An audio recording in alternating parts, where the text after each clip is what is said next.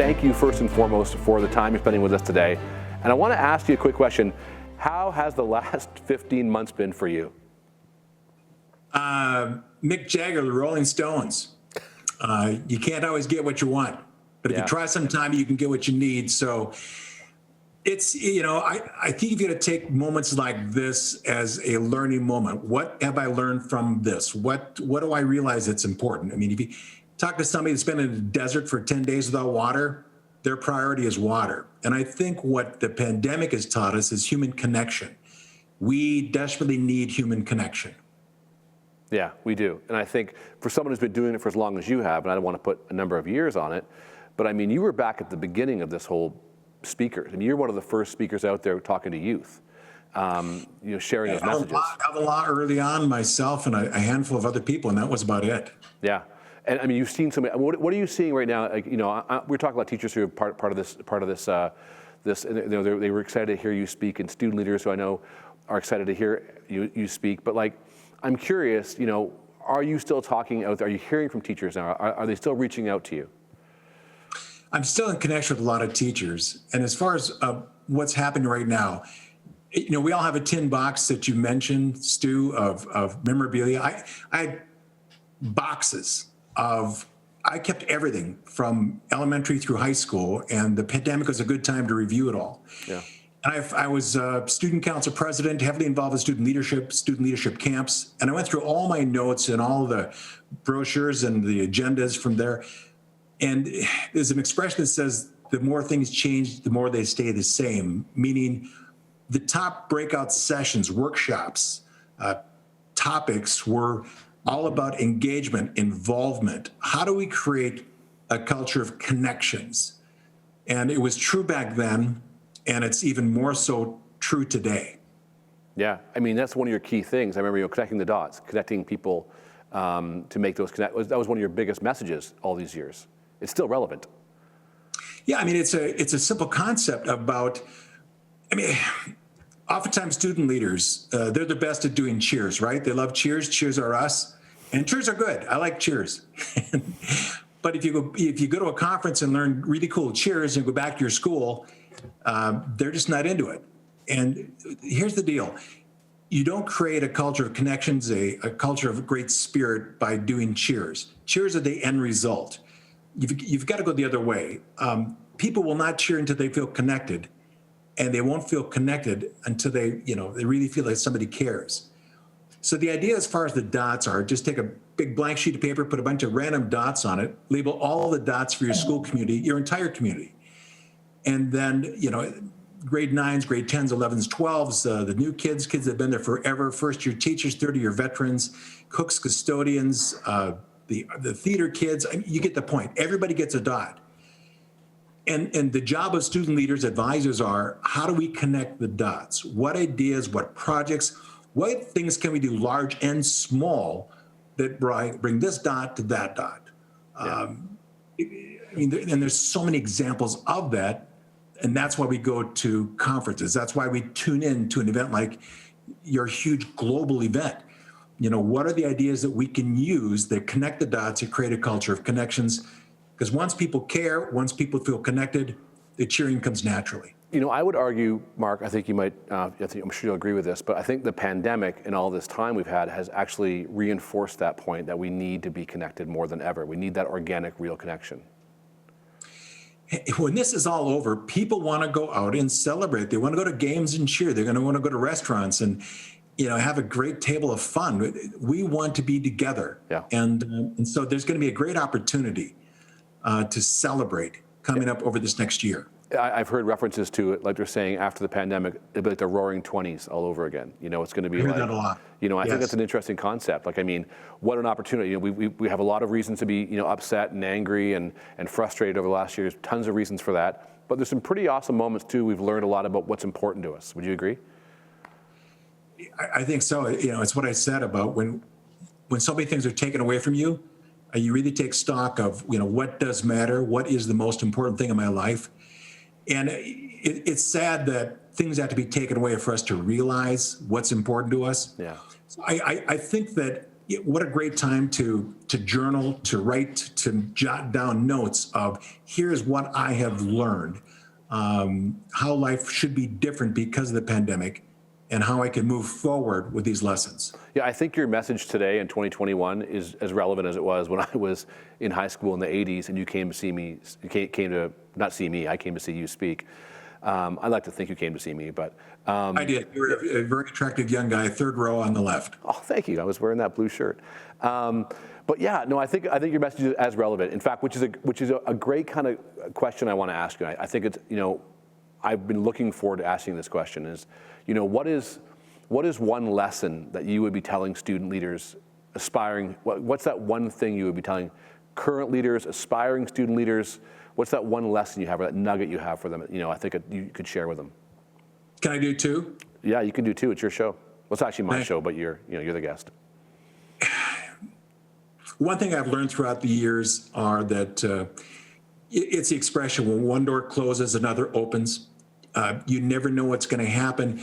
You're heading down this road of life and you think, is everything's going to go this way? And all of a sudden there's a hard left turn, call it the pandemic, call it a breakup of a relationship, call it whatever you want. But things happen in life, and the farther you get down, you realize, oh my God, those were like signs in the highway telling me where to go. At the time, I didn't see it, but now I understand it. Example, I was never in student leadership in elementary, middle school, and my high school was in grades 10 through 12. And ever since the early years, in our homeroom, R through S, Chip Rice was always nominated as the student council representative. Every homeroom, that's where anybody nominate? Yeah, Chip Rice, he always gets it. Well, my grade 10 year, he was ill. He was gone that day. And the teacher said, homeroom, nominations to student council, anybody? And my buddy Rick said, yeah, I nominate Scharenbroich. I said, shut up. And I got into student council by accident because Chip was gone. But I had an advisor by the name of Ed Johnson that really taught us and opened up our eyes to the impact of leadership, the difference you can make in the lives of others. I love my grade 11 year and senior year. Ed said, Mark, why don't you run for student council president? I said, Ed, I'd never win. I never win anything. He said, Mark, nobody's name is on the ballot. You run, you'll be the only one there, you're going to win. And I did, yay. But then I went to the summer leadership workshop and loved the experience, just as the workshops that you run every summer, Stu. And then I was a junior advisor. And then my wife, Susie, was a junior advisor. She wasn't Susie then, my wife, but she was that really amazing young woman with beautiful blue eyes that I fell in love with. And we got married. And we have 3 great kids. And now I'm a speaker. And what would have happened if Chip hadn't been sick? If Chip had made it and got nominated one more time? I mean, there's these crazy events in your life that opportunities will arise. And when you jump on them, it's life-changing. That's the first piece of advice. Is that okay? Yeah, I love that. It's perfect. Jump on the opportunities. Take a risk. Jump on the opportunities. Yeah, take a risk. I mean, well, I think what holds us back so many times is comparisons. I was student council president. I was heavily involved in athletics. I had a great career in high school. But I still didn't feel I was good enough because I was always comparing. Meaning, okay, do you remember first grade, grade 1, going to school, and with the stuff your mom and dad sent me to school with, Stu? Oh, yeah.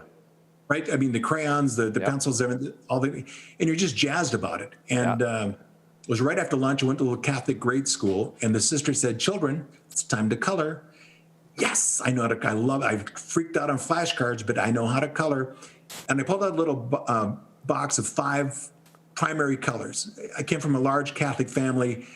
I always had the junk drawer crayons, that cigar box full of gnarly crayons. And this is the first time in my life I had the real deal. I mean, beautiful, incredible, never been used crayons. And I line them up in front of me thinking to myself, come on, sister, let's color. Little girl sitting next to me, gorgeous, beautiful little Gucci attaché case, pulled out a box of 9,000 colors, 3 decks going upwards, electric sharpener in the back, way ahead of her time, solar powered. I mean, she glances over me and says, guess what? I have 17 different shades of orange. And I'm like, I don't even have orange. And the moment you start to look around you, and the moment you start to count, right? Instead of sharing, hey, that's cool. Can I try the copper one? Thank you.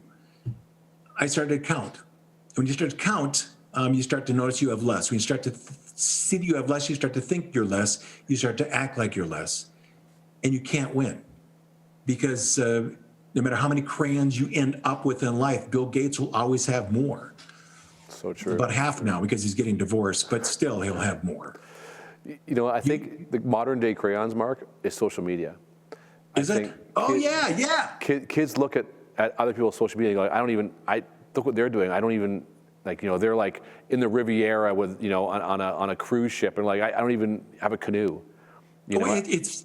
So it's a 16-year-old doing dance moves on TikTok and has 1 million followers, and I've got one pen pal from Sweden. I mean, it's exactly. That's weird, but that's exactly what it is. The modern day crayons, I think, is social media. The kids are comparing themselves constantly. So what's the moral of the story for student leaders? It's real simple. Stop counting crayons. Just draw pictures. Yes. That's your role as a student leader. It's about creating great moments for others to make them feel connected in that school, in those relationships, to make their life better. I love that. It's as relevant today as it was when when you first told that story. I think 100% relevant, which is a great thing now. So that's for students and student leaders and aspiring student leaders. But what about all of our teaching friends, all of our advisors, our activity directors? Like, what about those people? What are you telling them? What's the thought you have for them? A lesson you have for them? You know, why do people get into teaching? I mean, it's the same as they did when they were a student leader, to have an impact in the lives of others, to know that your life has made a difference in the lives of others. Our lives have meaning and purpose when we impact the lives of others, not on how many crayons we end up with, although that's fun, not the experiences, not the social media followers, but the difference we make in the lives of others. And as Stu, as you know, it's been incredibly difficult and challenging for every educator out there. I mean, their well is just drained. Yep. And so, and you can't put water in somebody else's well if yours is empty. And so one thing I would say to my incredible educators out there is to remind them of the impact that they have. I remember walking into a principal's office. I was doing a speech for an entire school in Massachusetts. And, you know, when people put things on their office wall, there should be a sign that says, ask me about this. If there's a fish on the wall, ask them. If there's a dead deer head, say, wow, that's a dead deer. But if there's a picture there, especially, ask them about the photo, whether it's their family or something. I walked in the office and I saw a photo of President John Kennedy, who was running for office, standing by about 8 or 10 fellows back in that time. I said, wow, it's a picture of John Kennedy. He says, I met him that day. I spoke to him. We talked about nuclear arms and you know, people setting off these atomic bombs and what a difference that's going to make, and if there's anything we can do about it. And I remember when he talked to me, it's like I was the only person in the world at that moment. I said, that is so cool. And he told me this great story. I said, which guy are you in this picture? He said, do you see the guy on the end right there? I'm right next to him. I didn't make it in the picture, but every time I look at it, I know I'm in it. Now, the reason I say that is because with my educators in this virtual world and what we're trying to do, it's hard to know whether you are really connecting, if you're making a difference. And I would say the best way to do that is if you go to a graduation, if we can have our graduations, whether it's as a car, as a drive-by, no matter what it is, when students get their diploma and they surround themselves with family and they're having their picture taken, I want my educators to take a moment from this point on in their career, and at every graduation, lean against the wall, take a moment, time out, and look at all those other photos being taken, knowing in your head that maybe I'm not standing next to that kid, but I know I'm in the picture. That's making a difference in the lives of others. It's having an impact. My second piece of advice would be something I learned from a principal in Soldotna, Alaska. Now, you've traded different things for presentations. I know you have, Stu, and I traded a graduation speech in Alaska for a fishing trip. Did the graduation speech in Soldotna, and the principal, Daryl Callum, took me out fishing the next morning. We went out to his boat, and on the back of the boat, you know how they have labels, they name them? His was labeled school business. I said, Daryl, why do you name your boat school business? He said, Mark, there's just some days in education where you give it your all and you feel empty inside. And on those days, what I do is I just leave. I take off. I go fishing. If anybody calls, my admin just says, I'm sorry, Mr. Kellum is out on school business. So my advice would be for my educators out there, take time for themselves. Get a lawn chair, a golf cart, a tree, a park bench, and make that your school business. To take time out to refresh, because you can't give what you don't have. Yeah. And we need our advisors and educators to make a difference now more than we ever have. 100%. You know, Mark, I think back to all the times I've had a chance to hear you speak and had a chance and the honor to spend time with you, and we've traveled in boats together, and we've been in cars together, and we've shared. I've been lucky enough and fortunate enough to share stages with you. But one of my favorite things you ever shared, and I'm putting you on the spot here, so I apologize, but one of the favorite stories I ever heard, and I got thinking about a lot recently, is all the things that we've been going through, not only a pandemic, but this massive, the social justice happening what's happening in the world.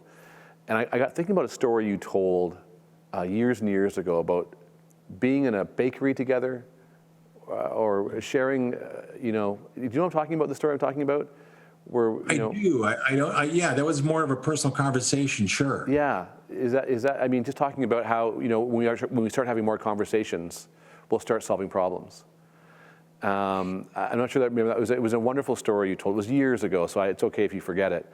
But am I on to something here? Do you remember this? You were talking about Yeah. I remember. I was sitting on I was visiting with a guy, a black guy from Mississippi. Yes.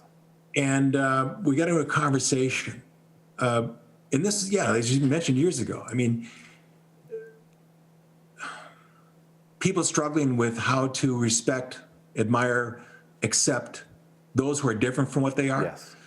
I mean, we've had that issue forever, and we'll continue to have it. And that's why, again, student leaders, to bridge that gap.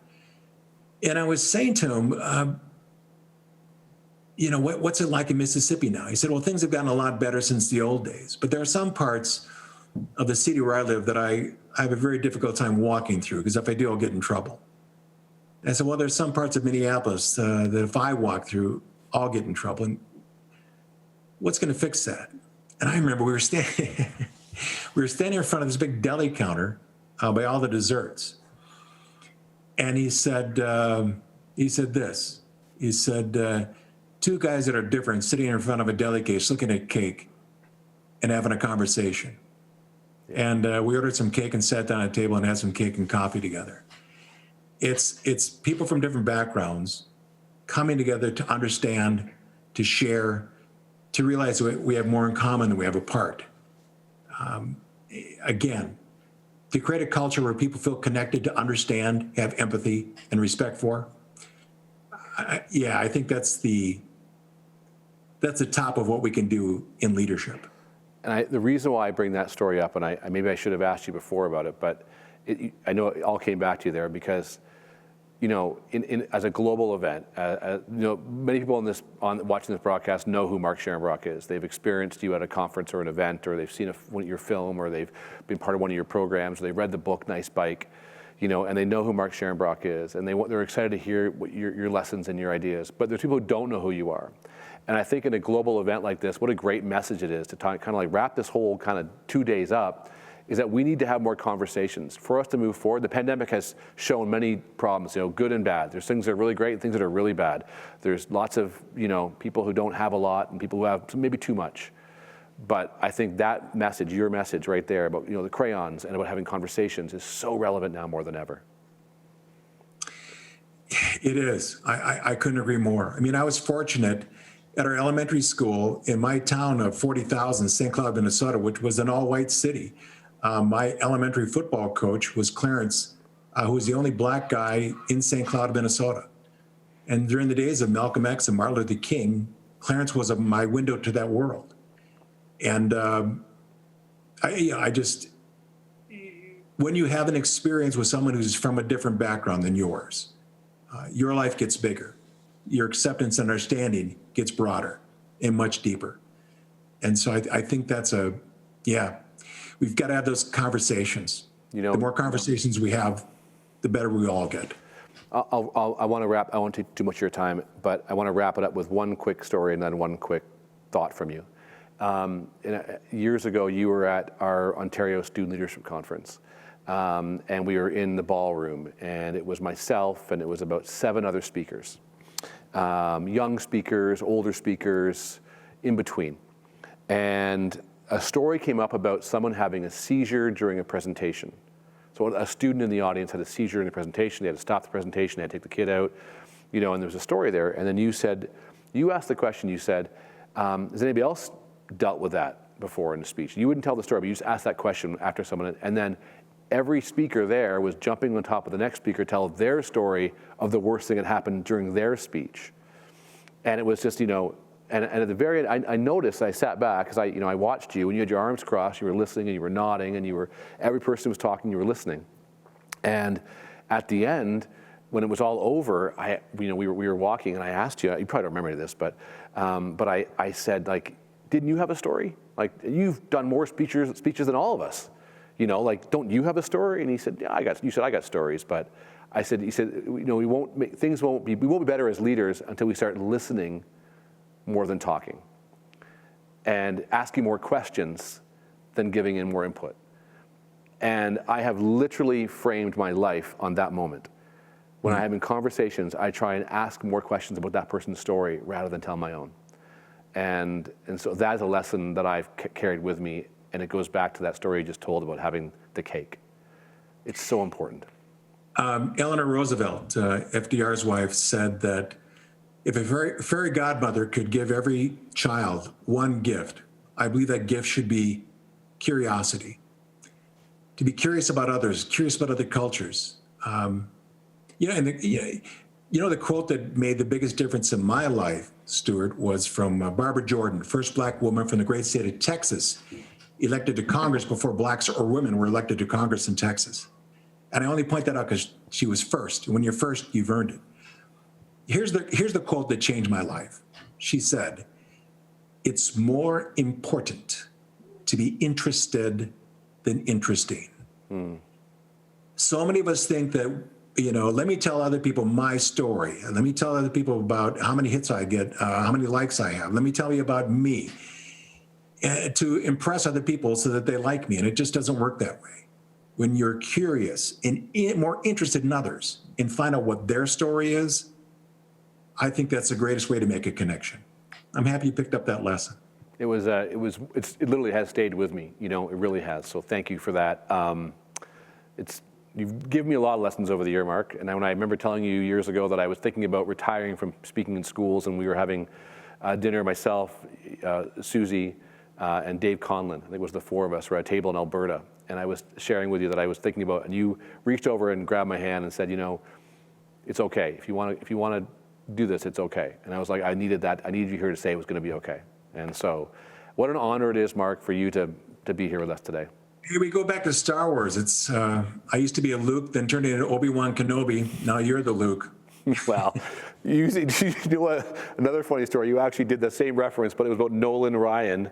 And oh my gosh, Nolan Ryan, and he played for the Jays, and he played for the Sox, and why can't I think of his name in the picture? Anyway, you said, I'm Nolan Ryan, and you're, oh my gosh, I can't think who it was, but I can still get the ball across the plate, but I may not be striking as many as I used to. I love that. It was a great baseball reference. Anyway, Mark, thank you so much. I truly appreciate you. Thank you, and if anybody will listen to this at all, thanks for tuning in. Yeah, and Mark you're still working with educators all over North America. And if people want to get a hold of me, just go to nicebike.com. Mark, our email is mark@nicebike.com. And Nice Bike is a great book. Yeah, well, hey, if you go to my website, there's a video that explains what Nice Bike is all about. It's all about creating a culture of connections. I'd love to hear from anybody. Yeah. Mark, from the bottom of my heart, I can't believe as a 17-year-old kid sitting in a high school auditorium watching you speak, we are now 30 plus years later sitting together.